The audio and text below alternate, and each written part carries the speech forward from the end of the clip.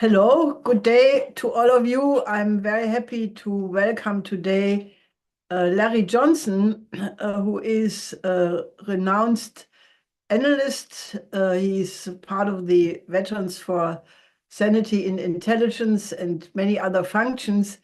Hello, Larry, how are you? Good to see you. I'm fine, thank you. Appreciate the opportunity.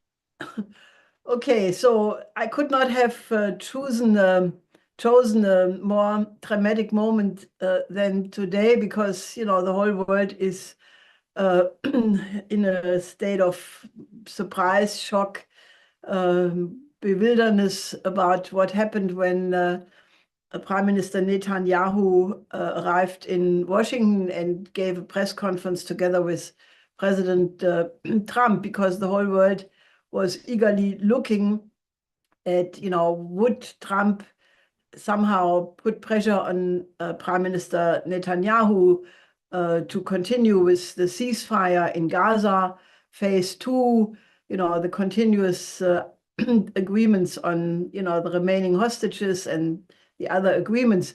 But instead, the world was really woken up with a shock, namely that President Trump just said, that the United States is intending to take over Gaza and create a Riviera on it. Now, I was not completely surprised because we had already known about this plan, which was issued for the first time by Prime Minister Netanyahu's office last May, which has animations of how the Gaza Strip is supposed to look like, with skyscrapers and luxury buildings and so forth. But so we were waiting, full of impatience. Will it be to carry on with the ceasefire process, or will it be this this incredible idea, which is based on ethnic cleansing of the Palestinians? And unfortunately, the shock went in the direction of the latter. So can you tell us what your view is on this matter? Yeah, so Trump is a pretty confusing individual. We've seen him send contradictory messages. Both, on the one hand, he surrounded himself with Christian Zionists and has taken money from people like Miriam Adelson, the widow of Sheldon Adelson, a wealthy Las Vegas figure. And you say that naturally they're going to do whatever the Israelis want. But then he put out on his social media account the Jeffrey Sachs, just saying some really tough but true things about Bibi Netanyahu. Then he imposed this. He really imposed the ceasefire, and the reality of the ceasefire is that it has allowed the Palestinians in Gaza to return to their shattered homes, or what's the rubble that's left. So yesterday, when Trump Trump has said he's saying some things, but there's no way for him to actually implement them. Example, the United States is going to take responsibility for Gaza. Well, what does that mean? We're not going to deploy troops to Gaza to secure it as the Israeli military tried to, because if we do, U.S. soldiers will be killed. Hamas is not going to go away. Trump continues to insist that he's going to forcibly relocate the Palestinians. Good luck with that, because I guess he, even in his press conference, he said, "Oh, they've talked to the Arab nations and Muslim nations, and that they're on board." No, they're not. The Saudi Arabia specifically came out last night reiterating that there's not going to be any progress on relations with Israel until there is a settled Palestinian state and the rights of the Palestinian people are protected. And they're not about to accept any kind of new Nakba. So this is a case. Sometimes it makes me wonder if what Trump was doing and laying out this rhetoric was in a way, it disarms Netanyahu, because instead of him saying, we're going to back Israel to the fullest and Israel can do whatever it wants in Gaza, he says, no, the United States is going to be responsible. Laying down, I think, a marker to Netanyahu to say, okay, you stay out, we'll take care of it, but there's promise to take care of it. He didn't do any public timeline. Now, maybe he gave some private assurances, we can't rule that out, but we get back to the fundamental issue of Trump doesn't have the military power to send there to start a new war, because at the very time that he's saying that, the news is coming out that plans are underway to withdraw U.S. troops from Syria, and this wouldn't be a matter of just relocating, taking them out of Syria and putting them in Gaza, because these are special operations forces. These are not conventional military.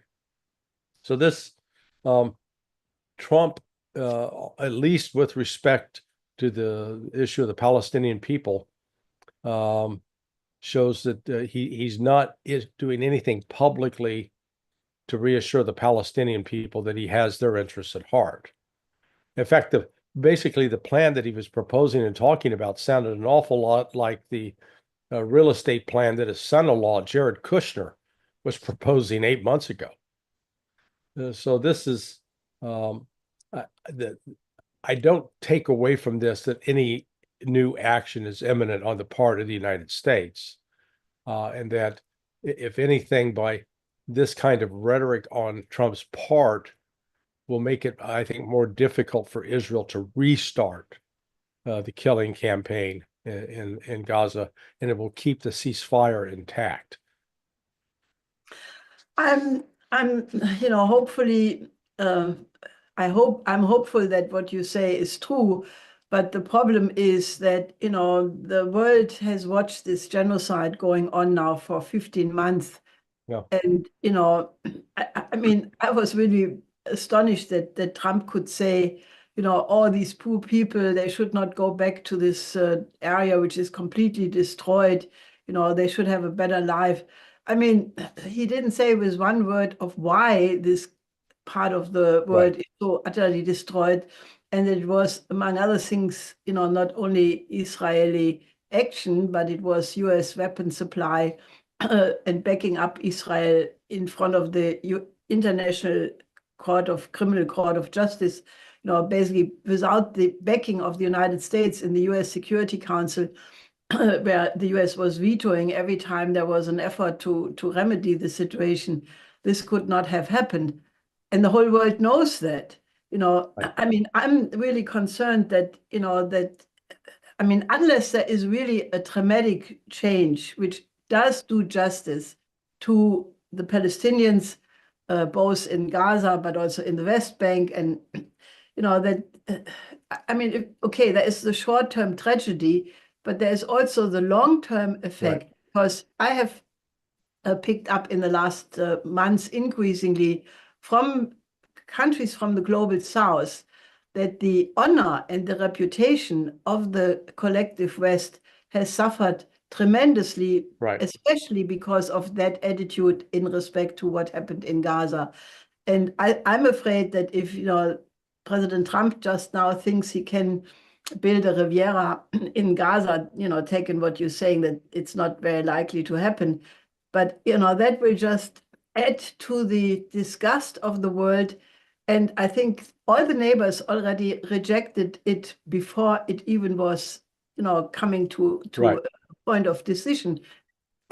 Also, if you think that what Trump is doing in respect to migrants at the Mexican border, which is rough treatment, people were rounded up, shipped in handcuffs to their respective countries. Not exactly a nice picture, which is also registered in the world. And then he assumes that the Egyptians and the Jordanians, they just should take migrants. Doesn't he consider that they have a security concern as well? I would like to hear your views on that. Oh yeah, no, he's ignoring that. I find it difficult to say that he's ignorant of it because I think one of the errors that the critics of Trump make is they always try to describe him as stupid, shallow, and uh, if he's stupid and shallow, he beat the entire Democrat establishment and got elected, and he held off U.S. law enforcement when the politicization and weaponization of the Department of Justice. So I give him credit for not being some sort of shallow, ignorant person. That said, he is a terrible public speaker in terms of he never really speaks about his philosophy, his vision, with any kind of does not demonstrate intellect on that front. It's very simple. It's MAGA, and he's going to make America great again, regardless of what that entails. But once in a while he slips out with the truth, just like about a week ago when he acknowledged that Russia had a legitimate complaint about NATO creeping up on its borders, and admitting that the United States, if that was happening to us in the United States, we'd react the same. Okay, that sends a good message to Russia.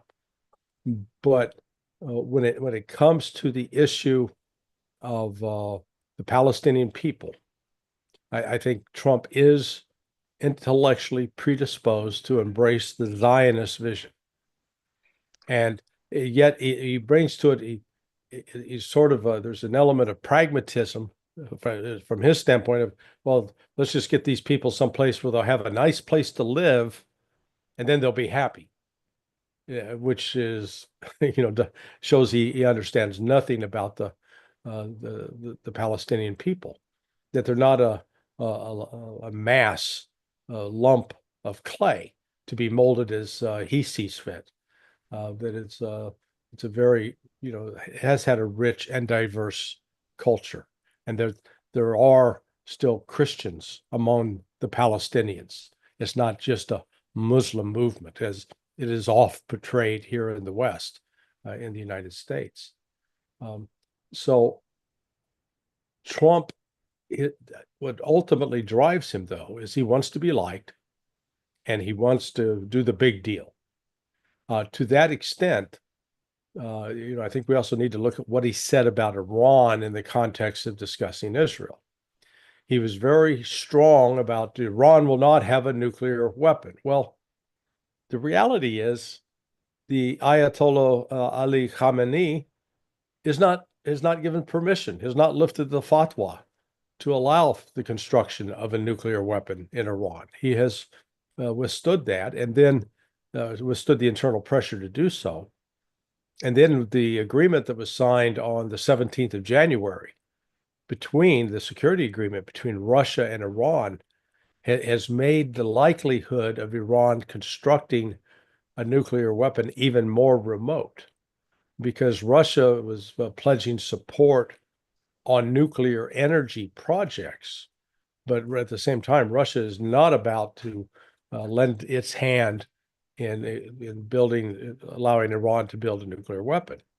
So Trump saying that, I think is actually a way it diffuses the likelihood that Israel is going to take unilateral action to attack Iran, which they have been threatening to do, and they've been pressuring to do. I take Trump's rhetoric on that as a sign that he's getting it out in public. Yeah, okay, we'll do something if something happens, but there's no evidence. Now, the opposition group in Iran, which I guarantee you is funded in part by USAID, has certainly received some money from them and from CIA, is circulating false intelligence claiming that Iran is already rapidly building a very crude nuclear bomb. One, it can't fit on a missile, but it's a bomb that can be dropped by a plane. This is part of if you will, the CIA working against Trump to try to create a pretext that will force Trump's hand to attack Iran. So, there is a little bit of 4D chess going on here. That it's not just a one-sided push by Trump, because the intelligence community has not backed off in its desire to try to start a war with Iran. Well, I think that there is another thing to consider, and that is, that every time a country thinks that they are the only relevant one, the superior one, I think it goes in an awfully wrong direction. And, given the fact that I'm talking as a German, I think, I'm always it doesn't matter which country it is, if they think that they are better than others, it has the seed of a potential catastrophe. Yeah. And, I think that I think the only way how the world will eventually get into a peaceful development is that if the rightful demand of every single country on the planet to have their security interest being protected and their right to development being protected, and if there is no divided security, for that matter, if maybe the present leadership of Hamas is weakened, the present leadership of Hezbollah is weakened, and you can decapitate many, many individuals. But what it breeds is a continuous hatred, a continuous wish to revenge. Yeah. And I think that, if I would be an advisor to President Trump, which I'm obviously not, but, there was today a very powerful press conference given by Francesca Albanese. She is the UN representative for human rights, and also in respect to the Palestinian issue. She gave an account of the history of the Nakba 48, 67, and the various incredible torments the Palestinians have gone through. And I think, President Trump would be well advised to not only listen to the Israeli side, because, obviously he has a lot of Israeli powerful friends. But, I personally think that if he doesn't equally open his mind and ear to the other side, how can he make America be a force of good in the world again, which is the only way how America could be great again? What do you think? No, I fully agree with you. Now, again, this gets back to the Trump and Trump administration sending mixed signals.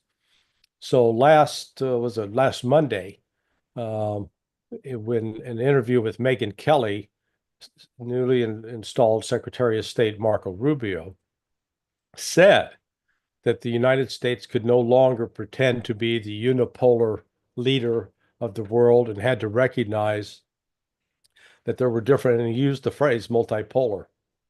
So the fact that he's acknowledging that is a good sign. Now, that it doesn't translate yet into action. However, let's also recognize that Trump himself came out and threatened BRICS. Now, that's important because the previous administration under Joe Biden, they didn't say a word at all about BRICS. They wouldn't even recognize it. It reminded me of, I guess the Biden administration was acting like a character in the Harry Potter movies where they wouldn't say the name Lord Voldemort. Can't say that. Can't say BRICS. Well, Trump came out and said BRICS. Now, then he got it wrong, claimed that Spain was a member of BRICS. No, the S stands for South Africa. But he was, in mentioning it, he is acknowledging that BRICS actually is an alternative to the U.S. economic hegemony, and is acknowledging that it's a threat. And the United States has quite a bit of leverage to create some real mayhem in this. Brazil, for example, is probably the weakest link in that chain. So I fully anticipate that the CIA, if it's not already doing so, will step up covert actions to disrupt Brazil's ability to, because Brazil for this year is in charge. It's got the presidency of BRICS, but this is the United States is going to do everything I think in its power to sabotage. India is another one that's likely to face a lot of heat because it does have fairly strong economic relations with the United States, and as such has some vulnerabilities there. China, yes, is a major trading partner of the United States, but has been shifting away, trying to move more of its activity into the global south. It has cut off rare earth minerals being the use that are critical for production in U.S. defense industry. And China, frankly, is sick and tired of being bullied. They're not going to be bullied by the United States. So what Trump is facing is his actions, and the actions in the United States are at least strengthening the resolve of other BRICS and newly installed BRICS members like Indonesia, Vietnam. So it is Trump recognizes that the multipolar world exists. I don't think he's yet figured out a strategy on what to do other than to threaten it. And he said, "Oh, he's going to impose 100% tariffs on any country." Well, number one, and I forgot to mention this in some of the analytical pieces I've written, Trump doesn't have the power as president to unilaterally impose tariffs. Tariff is a function of the U.S. Congress. So he can propose legislation, and once that gets into the legislative process, you've got a lot of opportunities for that to get derailed, because there are companies here in the United States that have business interests in several of the BRICS nations that would see their economic benefits being derailed. The other aspect of it is that most of the BRICS nations are not the only ones that are really active big traders with the United States are China, India, and Vietnam. Everybody else is not that critical to the U.S. I think Trump's understanding of the use of tariffs needs to be more educated, because tariffs, according to the American system of economy, of Alexander Hamilton, of Friedrich List, of Henry C. Carey, whenever there was a discussion about tariffs, they were meant to protect nascent young economies against the influence of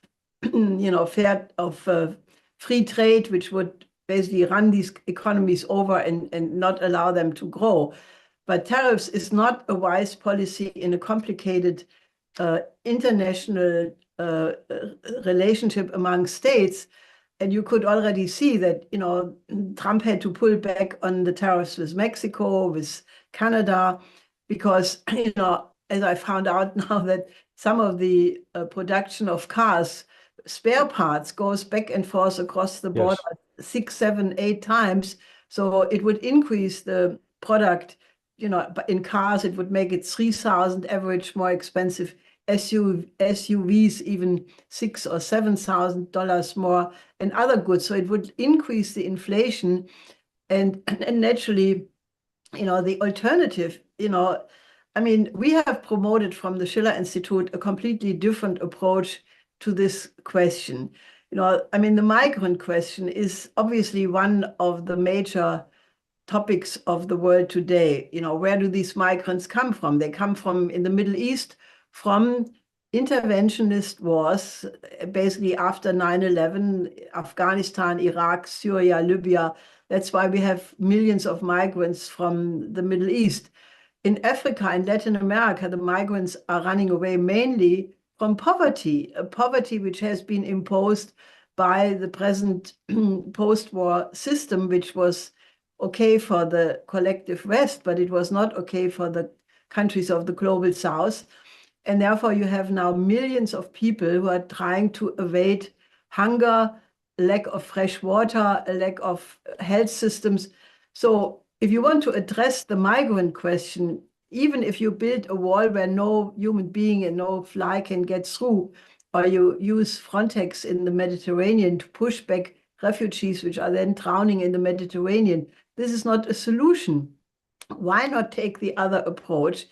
China and the BRICS countries are now turning to the global south because they're being, cut out by the United States and by the EU. So, they impose sanctions, they do all kinds of things. So they're turning to the south and build up productive trade relations with the countries of Africa, Asia, and Latin America. Why is the United States not so smart? And Trump could really go in this direction to basically say, why don't we develop these countries together with China? The previous administration was trying so hard to prevent China of having any influence in Latin America. Nevertheless, the Chancay deep seawater port in Peru was built. And, if the United States would just stop thinking geopolitically and say, if we together with China work on all of these projects, the refugees stay home and they would help to build up their country. I mean, I think that that's the only way how we will get out of this crisis. Do you think there's any potential that this could happen with the Trump administration or not? No, I think you're generous in your optimism, Helga, but I think there's zero chance of that happening. Look at what Trump has already done with respect to Panama. He comes into office making this the Panama. Oh my God, the Chinese are everywhere. Well, I've done a lot of work in Panama, investigating product counterfeiting, some other money laundering issues. I've worked with one of the big banks down there doing helping do due diligence on potential e-commerce clients. So I know the area. The Chinese have been there for 30 years. I mean, the Chinese have controlled, they've managed, they've had the contract for managing the ports that are in the city of Cologne, the Cologne Free Trade Zone. There are at least three major container ports on the north end of the canal. There's at least one major container port at the south end. Well, the Chinese have been running that for well over 30 years. And Trump didn't make an issue of that at all when he was first time in office. So all of a sudden now it's the Chinese. Really, we got to stop the Chinese. If Panama goes through with it, reportedly agreed that, okay, it's going to suspend this contract with the Hong Kong companies that will take away their management responsibility, it would not surprise me that the Chinese will say, well, okay, we're taking all of our cranes and we're going home. And they will pull out the infrastructure that they've built in those ports. Well, if that happens, it will be a disaster for not only for the Panamanian economy, but for the economies of Central and South America, because the volume of products we're talking, I would estimate it's well over $1 trillion of products that flow through the Panama Canal and are deposited in the Cologne Free Trade Zone and then are sold. You have wholesalers, people that are selling everything from televisions to Nike sneakers to Under Armour shirts, and those are resold to merchants that come in from Central America, from the Caribbean, from South America. They'll buy it and then it's shipped out to those countries and then it's resold in the local stores. So there's an enormous amount of commerce there. The United States has decided that it's going to try to confront the Chinese. But this doing it by threat and bullying is simply reinforcing the bad old image of the United States as this aggressive imperialist. And the Chinese, one thing I've noticed in observing their actions with other countries, as well as the Russians, when they're dealing with people from Africa or from other parts of Asia or in Central or South America, they don't treat them like they're the little brown people. They don't treat them with this they're not condescending towards them. They treat them as equals. They treat them with respect, and these people, they recognize that. And it goes back to something you said earlier with reference to the Middle East about what has happened to the U.S. reputation and to Israel's reputation, that neither country is now earned more respect. They are derided, condemned internationally, becoming more isolated diplomatically. So Trump's efforts to take on China first in Panama, but the Chinese have been expanding their economic power. They've been using the diplomacy of economics, not the diplomacy of guns and cannons. Well, I think that, if one looks objectively at this dynamic, the Chinese for a long time and the Russians before that, the Russians were supporting the countries of the global south in their struggle for independence. And many countries hold the Russian memory very high because they feel that they thank their independence to the support of Russia. Now, in the recent period, Russia has offered nuclear energy, many other science projects. The Chinese have, since they put the Belt and Road Initiative on the agenda 12 years ago, they have gained an enormous amount, not only of influence, but friendship. Many countries or leaders in Africa or Asian countries, they say that Churchill's word that countries have only interest and no friends is not true, because they have experienced true friendship. Because what is friendship? When you do something for the other, which helps this other person or country to prosper, to benefit, that is the root of friendship. Now, unfortunately, the effort by the United States to create the unipolar world, or as Rear Admiral Thomas Buchanan said recently in a meeting with the CSIS, that the United States has even the right to make a preemptive tactical nuclear war in order to keep that hegemony. I mean, that went along with building almost 1,000 bases around the world. And the countries who were on the receiver side of these bases, well, they had certain benefits, but to be a security asset for the United States does not mean these economies are being built up. They're like tourism. It's something which profits the one who has the franchise, but not the country. So wouldn't it be time for the United States to review its model? That obviously the idea to try to control the world on the basis of hegemony with, military means, pressure, the CIA, the USAID, which now gets fortunately wiped out.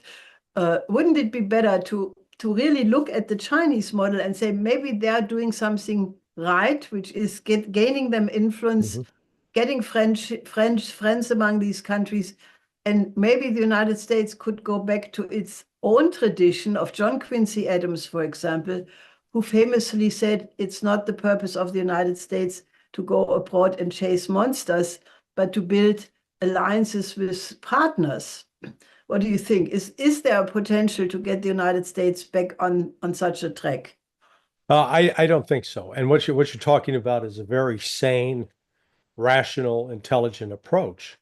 I witnessed a conversation yesterday between a young guy who is a brilliant analyst, and he was talking about the problems that NVIDIA, this computer chip maker, it is so overpriced, and it's a bubble waiting to happen, waiting to burst. And then he was being attacked by a guy who had been, and this individual, he's probably worth several $1 million. I'm not sure exactly how much, but what he said to the younger guy was to me emblematic of the problem with the United States. And basically, he rejected the younger guy's argument by simply saying, I've been listening to all these people who they're fabulously wealthy. And so they must, because they're so wealthy, they must know more than you. And they do know more than you. Because they've got so much money, they're smarter than you. That attitude that, because it didn't matter how they made the money, if it was through theft or whatever, that they interpret the fact that they've got big fat bank accounts. That means they've also really, really smart, and that they're absolutely right. And the corruption that's here in America, I think is going to be very difficult to root out. We just had an experience. We're right now having an experience in Florida where Governor Ron DeSantis called the legislature back into emergency session in order to pass laws that would bolster the ability of the governor to support Donald Trump's collection of illegal immigrants and forcing them out of the country. And again, with the emphasis on going after those who are here illegally and are breaking the law. The legislature that is controlled by Republicans, both the House and the Senate, gutted the bill that DeSantis proposed, and in fact took the power that was supposed to be with the governor and gave it to the Commissioner for Agriculture. Well, why would they do that? Well, guess what? The Commissioner of Agriculture oversees all the agricultural activity in Florida, and all of those businessmen that are growing, whether it's oranges or vegetables or what have you, they are exploiting these foreign workers. It's a new form of slavery. They're paying them sub-minimum wage dollars. They don't have health care. They don't have benefits. And they use the threat that because they're here illegally, that they do what these people demand or else. And so that's where even the Republicans went along. You'd think that the Democrats would have stood up against it either. No, they wouldn't. So both parties, unfortunately, are so corrupted and so, in my view, evil, that they will do anything. They will sacrifice any human being for a dollar, because that's exactly what they're doing, where they're exploiting the large number. They set up this system to bring in this flood of illegal migrants, and then once they're here, they're exploited. And once they're being exploited, they don't have an alternative. So it is, it's an ugly, ugly picture. But that's how the United States basically, I think, views the rest of the world. It's, what can we get out of it? Just, Trump yesterday, okay, yeah, Ukraine, yeah, we'll give you military aid. You give us all your rare earth minerals. Well, the Russians control those rare earth minerals now, not the Ukrainians, but that's a whole nother issue.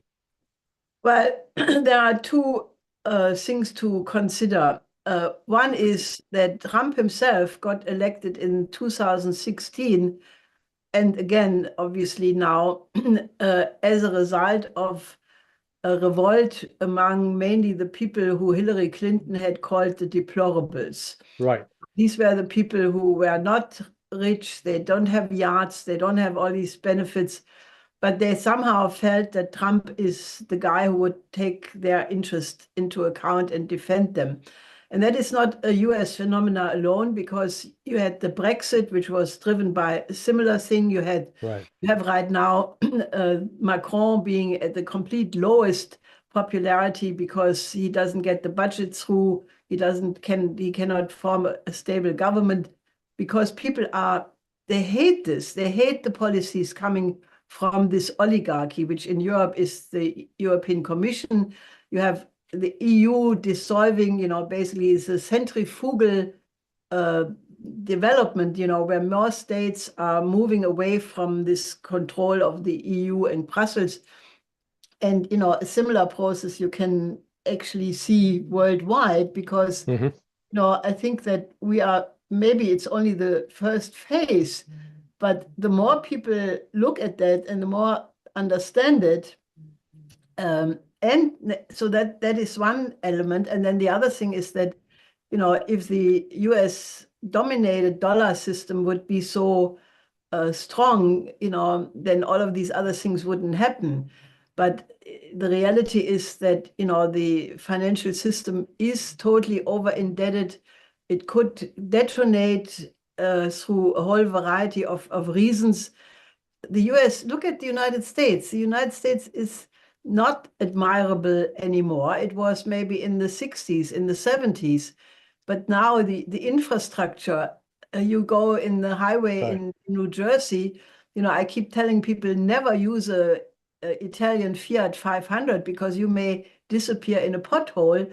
And the United States has not 1 mile of fast train. China has, in the meantime, 45,000 kilometers. That's about 33,000 miles of fast train, and they go 250 kilometers per hour. They're smooth. Now they upgrade them to go 400 miles an hour. They're already rehearsing 600 kilometer and even a tube with 1,000 miles or kilometer per hour. That is a modern infrastructure. Yes, And yes. why is the United States not retooling its military industrial complex, which is, filling the pockets of those who have invested stocks in those firms, but it is at the disadvantage of the American people. You have no beautiful cities anymore. They're falling apart. So why is there not somebody inside the United States who looks at the picture objectively and says, wait a second, maybe this neoliberal model, which we sort of, exaggerated to the hilt, is not the most best thing. And maybe why don't we revamp the whole thing and make America beautiful again? Well, I applaud your vision.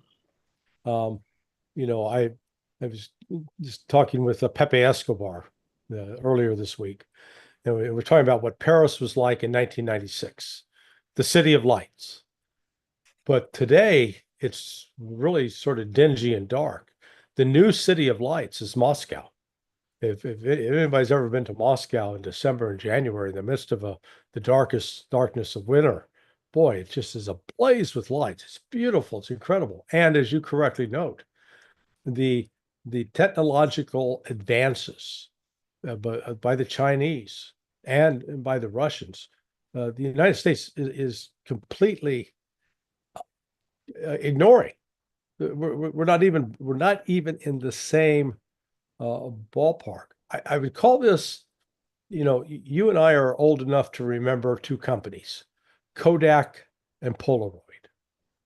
And for anybody that's listening or watching, that's 45 years of age or younger, probably has no memory of that.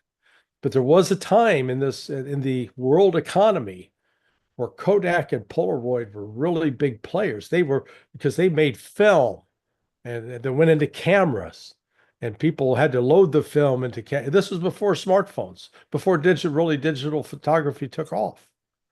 What happened to them? They disappeared.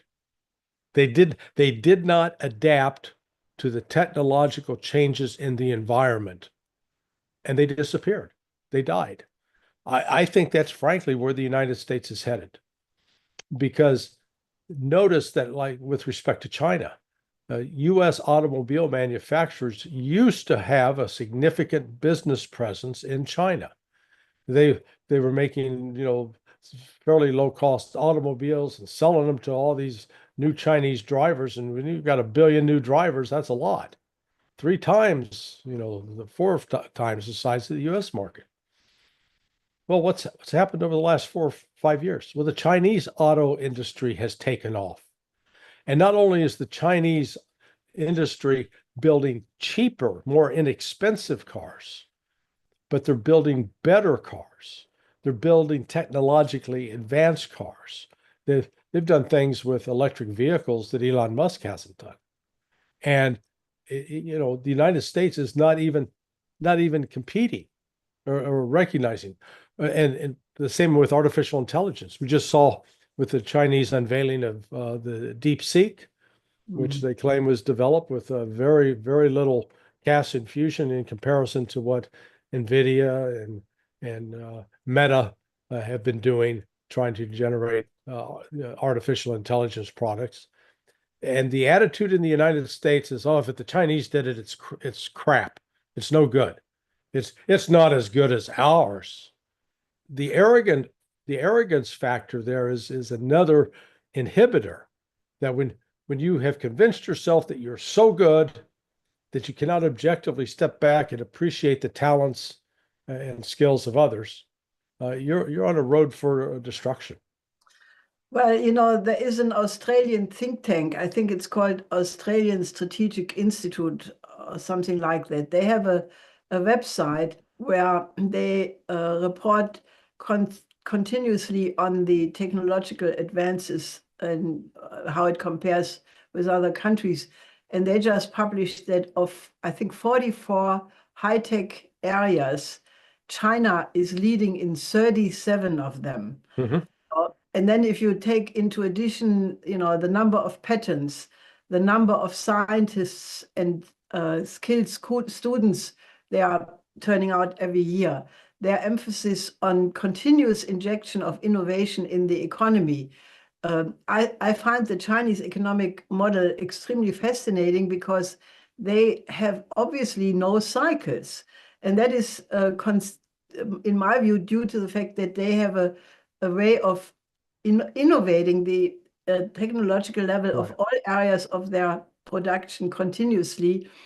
And, you know, so therefore, you know, the idea that you can curb the Chinese development is completely ludicrous. So it's, you can destroy it in World War III, but then you are a loser as well. So that's not a good option. So I personally think that the big challenge of our time is to convince the people in Europe and the people in the United States that these countries are not their enemies, that the geopolitical approach to try to contain them is not working, it's not morally wise, and it's not feasible. So why not change and really think about a new paradigm of where all the countries on the planet can live together in a mutual beneficial way. Each of us have strengths and, you know, others have advantages. And if you put all of them together, you could really create a world, you know, where I always say, you know, that the age of teenager or childhood teenager is over and we become adults and relate to each other like adult people, cherishing the creative potential of the other and vice versa, and build a society which is truly human.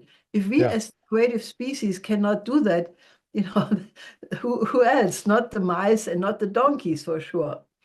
Well, in fact, that's why I say that because as dire as the situation looks right now for Europe and for the United States, they say, what's our path forward? How do we turn this around? I say, follow the example of Russia. If you go back and look at Russia in 1999, when Vladimir Putin came to power, it was charitably described as a garbage pit. There was something more, a much cruder expression I've heard used, but it was filthy, unproductive. Infrastructure was breaking down. People were dying. The life expectancy had decreased. Life was terrible. What Putin did over the next 26 years was make sure that the money that was being generated wasn't just going into the pockets of the oligarchs, that the oligarchs, by, you know, the capitalists, because that's what they were. We call them oligarchs in the West to insult them, but that they had to invest in Russia, which they did. And he didn't get caught up in a variety of foreign wars of conquest. They faced a 10-year war with in Chechnya that was sparked in large measure by Western intelligence agencies' funding and support for these radical Islamic groups. But once that's done, Russia's focus was on building up the lives of its people, investing in its people, investing in infrastructure, education. I've been just to Moscow and St. Petersburg in the last year, twice to Moscow, once to St. Petersburg. Magnificent. The subways, the underground trains are like art museums. I mean, they compare with the Louvre, anything that you've seen in Paris. Just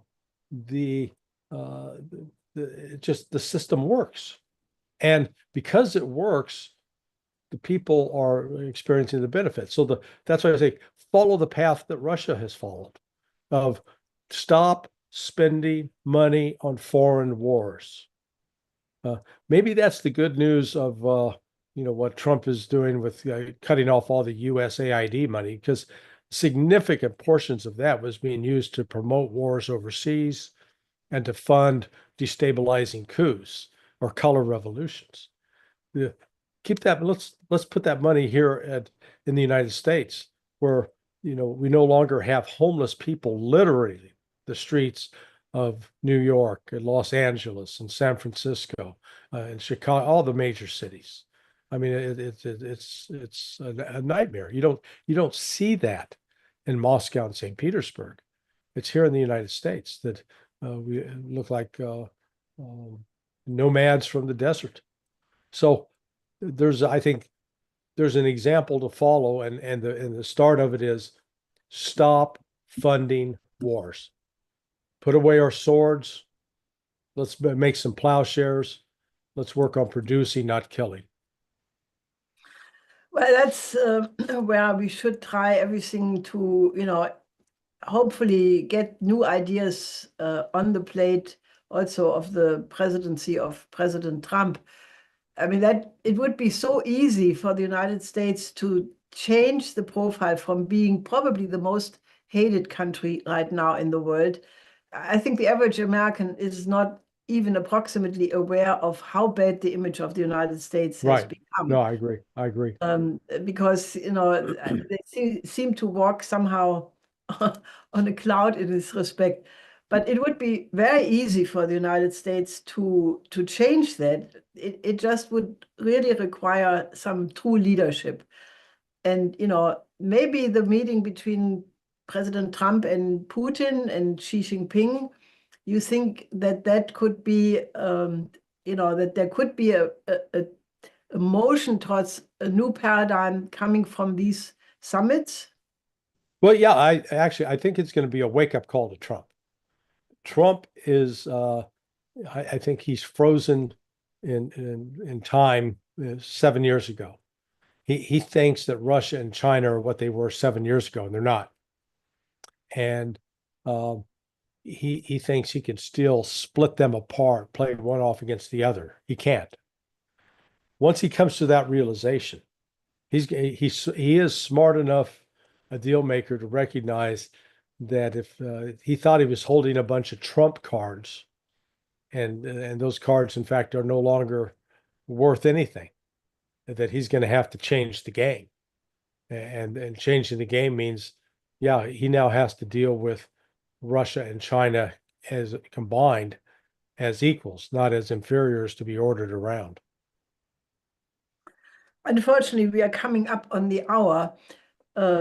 I think that the potential to inject new ideas is absolutely there, because a lot of the, as you say, a lot of the policies will crash against the wall because they're not realizable, and then there is an option for something new.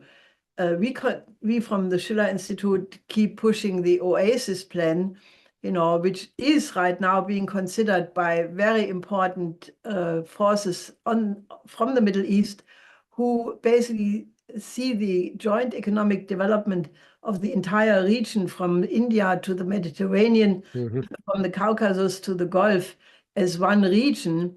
That is the only way to go. So, I think that this potential to have a two-state conference in the UN, which will take place in June in New York, I think if, a lot of discussion can occur on the Oasis plan between now and then, and, I would, I don't want to bet, but I would make a really strong hope, backed up by action, that we will be able to get this Oasis plan on the table, because Right. it is what makes sense. And so what is your take on that? Well, I'm sad to report I've not read the plan, so I would like to read it so I could comment more fully on it. But what I do know from the kind of work that you associate yourself with and that you invest your time in, they are activities designed to promote a better world and to promote peace, not to promote death and destruction. And on that front, I'm all in favor. We've it's almost like the West has become a death cult, that we can just step on people and end their lives without any thought. We've it's sort of built into our pop culture. We celebrate what we did in World War II, even though this massive bombing of cities in Germany and in Japan, that didn't bring an end to the war. All that did was kill civilians. And we sort of, in essence, normalized the killing of civilians in that war, and it's become something that we tolerate and accept. So we need to move away from that. We need to, I'm a firearms instructor, and I teach people self-defense. And the only time you can ever draw your gun is when your life is an imminent threat and you kill the threat that you face. You don't get to just shoot the threat and then shoot everybody else. But unfortunately, the West, in its approach, tends to kill everybody, and then we'll sort out who was good and bad after the fact. That's got to stop. In fact, that's one of the sort of the puzzling things that drives the West crazy about Russia, because Putin's army has been very, very careful about avoiding civilian casualties, not killing civilians. And when you compare that in contrast to what Israel, the Zionists, have done to the Palestinians, the slaughter, right now the official number stands at 61,000. And there are other estimates that once they recover all the bodies under the rubble, it's well over 120,000.